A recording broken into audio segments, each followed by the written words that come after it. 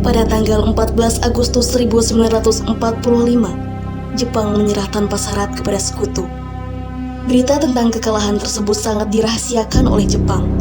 Bahkan, semua stasiun media disegel oleh Jepang. Tetapi, ternyata siaran tersebut terungkap di Indonesia dan Sultan Syahrir mendengarkannya melalui radio British Broadcasting Corporation.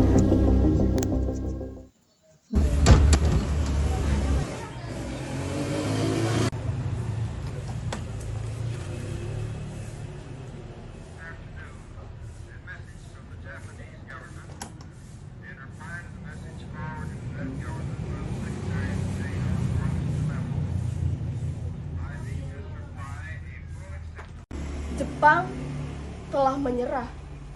Ini bukan sekedar kabar perang. Ini adalah pintu kemerdekaan.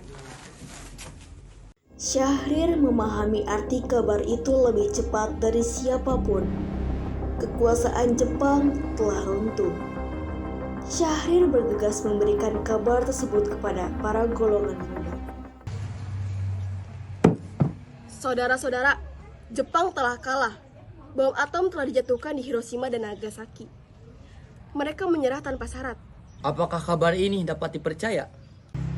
Aku mendengarnya langsung dari siaran resmi Tokyo. Berarti negara kita sedang mengalami vacuum of power. Jika demikian, tidak ada lagi kekuasaan Jepang di negeri ini. Berarti kita harus segera bertindak. Bagaimana kalau kita mendesak Bung Karno dan Bung Hatta agar segera memproklamasikan kemerdekaan? Benar itu, Jepang sudah tidak berwenang lagi di tanah kita. Kita harus memanfaatkan momen ini. Saya setuju dengan usulanmu, karena saat ini adalah waktu yang tepat untuk memproklamasikan kemerdekaan Indonesia. Tapi, jangan sampai proklamasi kemerdekaan diproklamasikan oleh PPKI, karena PPKI adalah badan bentukan Jepang. Benar, jika kita menunggu lebih lama, maka sekutu akan datang dan merebut kendali. Kemerdekaan itu harus diumumkan oleh bangsa kita sendiri. Tidak boleh ada satupun nama Jepang dalam kemerdekaan Indonesia. Ya, kemerdekaan harus lahir dari kehendak rakyat, bukan hadiah dari penjajah yang telah kalah. Kita harus menemui Bung Karno, meminta Bung Karno untuk memutus segala hubungan dengan pihak Jepang. Tepat sekali, kita semua harus pergi ke kediaman Bung Karno untuk menyampaikan kabar ini. Saya dan pemuda lain akan merebut kekuasaan Jepang. Baiklah, kita harus meyakinkan mereka bahwa saat ini adalah saat yang paling tepat. Pergilah, sampaikan kepada mereka. Jarah tidak menunggu mereka yang ragu. Pada malam itu juga, Darwis, Hoirul Saleh, dan Wikana diutus untuk menyampaikan hasil dari pertemuan itu kepada Bung Karno.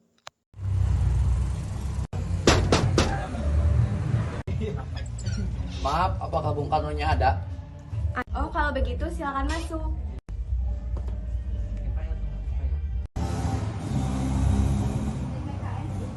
Kang Mas, ada yang datang mencari.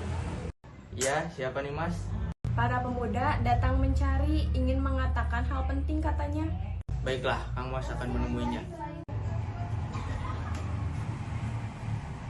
Ada apa maksud saudara-saudara datang ke sini?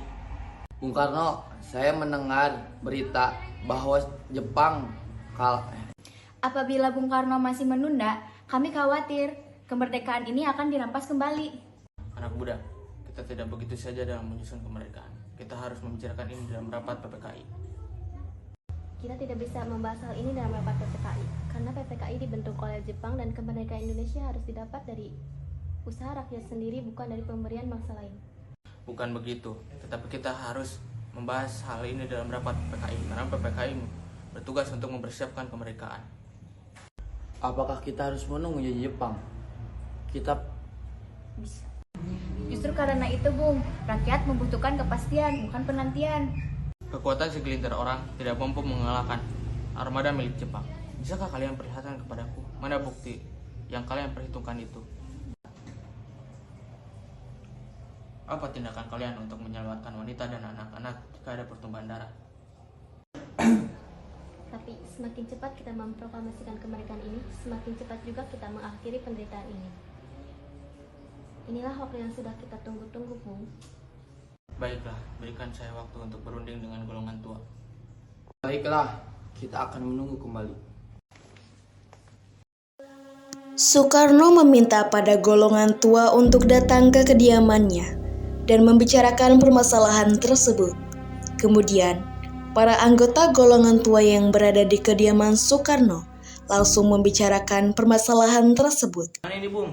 Para pemuda sudah menuntut kita agar segera memproklamasikan kemerdekaan, tapi kita tidak boleh gegabah.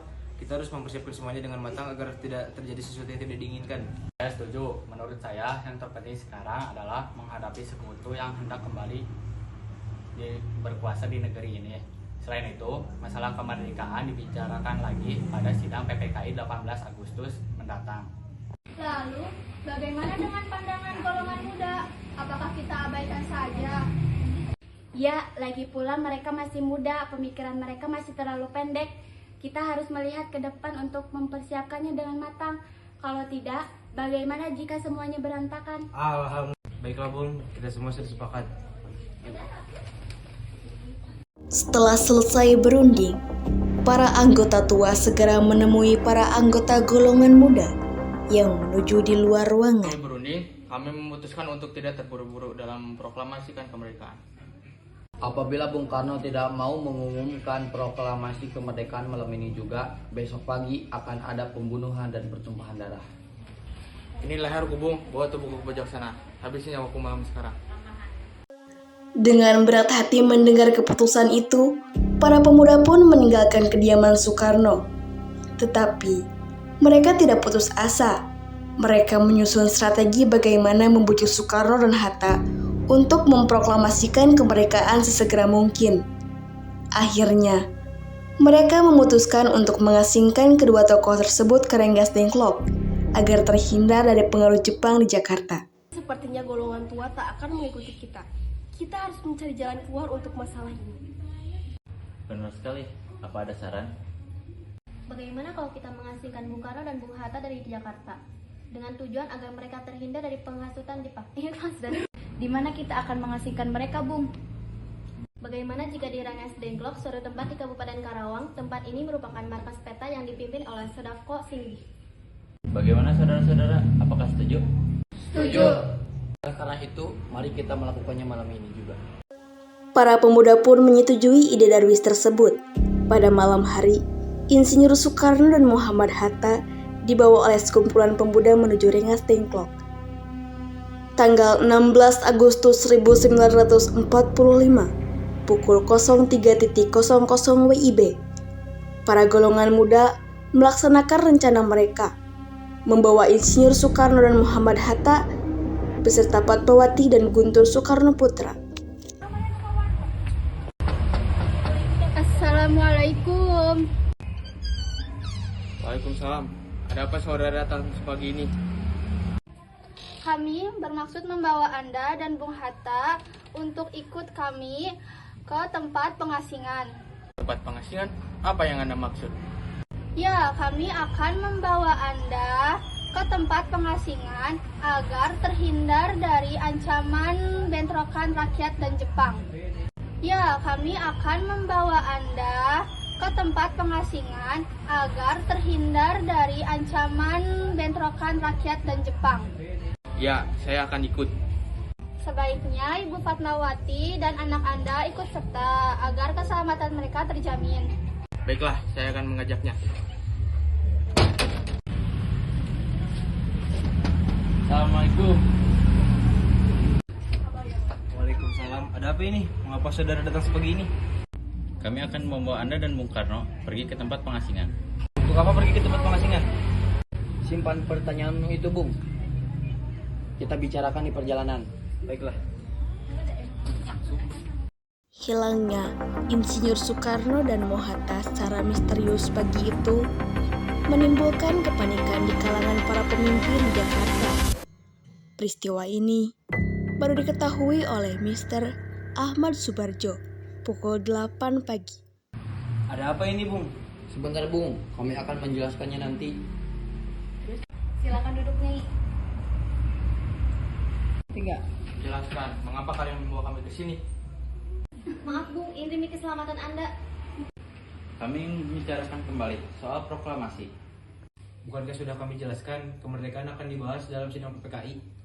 Benar, namun kami menolak. PPKI bentukan Jepang. Mengapa kita harus dimerdekakan oleh Jepang jika kita bisa bertindak sendiri? Pendapat itu benar, tapi kita belum siap dan masih membutuhkan Jepang. Apakah kita harus terus menunggu? Rakyat sudah lama menderita. Sekarang waktunya merdeka. Tenang semua, mari kita bicara dengan kepala dingin.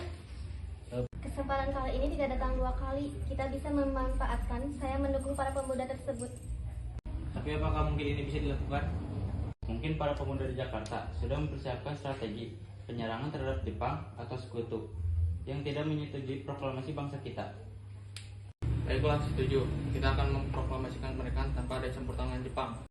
Perdebatan di rumah sederhana itu belum benar-benar berakhir. Tetapi, satu hal mulai menjadi jelas. Semangat para pemuda dan kebijaksanaan para pemimpin bangsa perlahan menemukan titik temu. Setelah perjalanan jauh, Subarjo akhirnya sampai di Rengas Dengklok untuk menemui dan membawa Insinyur Soekarno dan Mohatta kembali ke Jakarta.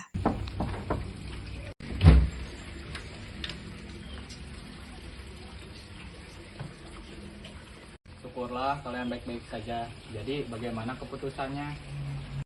Kami setuju kemerdekaan akan dilaksanakan tanpa campur tangan Jepang. Lalu kapan kita akan melaksanakannya? Menurut saya, bagaimana jika besok? Jika mungkin, kita lakukan esok hari. Baik, Bung. Ada yang ingin saya bicarakan. Bagaimana kita membicarakan naskah proklamasi untuk mendeklarasikan kemerdekaan Indonesia? Kita tidak bisa melakukan sembarangan sekarang. Bagaimana jika kita meminjam rumah Laksamana Maida? Baik, Bung, saya setuju.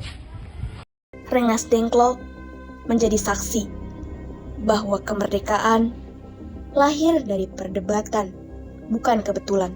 Setelah perundingan di Rengas Dengklok, semua anggota golongan tua maupun muda kembali ke Jakarta.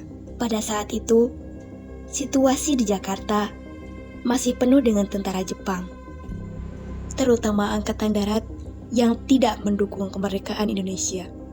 Rumah Laksamana Maida dianggap lebih aman dibandingkan tempat lain, karena rumah tersebut memiliki hak imunitas terhadap Angkatan Darat Jepang. Tuan-tuan, rumah ini di bawah Angkatan Laut Jepang.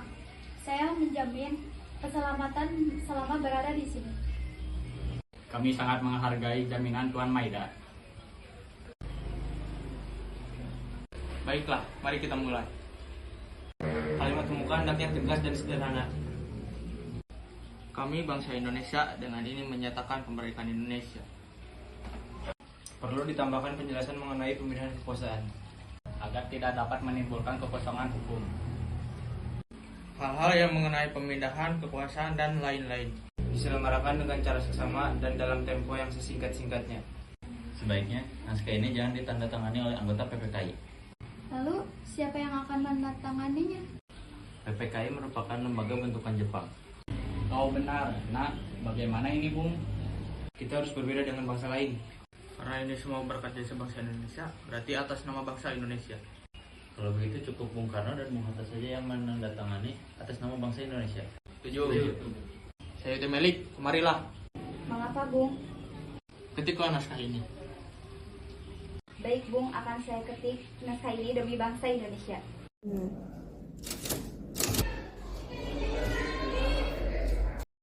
Dalam bunyi ketikan yang sederhana, sejarah telah ditulis.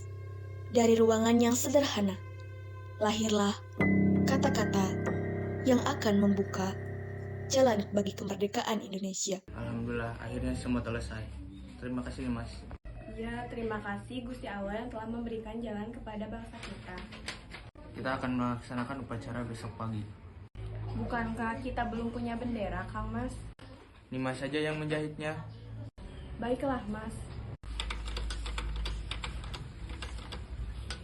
Pagi itu tidak dihiasi meriam, tidak pula parade, hanya halaman rumah dan tekad yang telah bulat.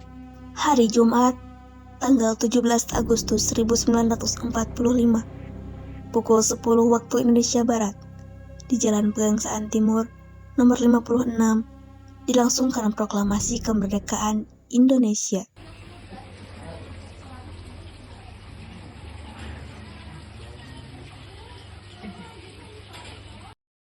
Tiada yang tahu betul apa yang akan terjadi.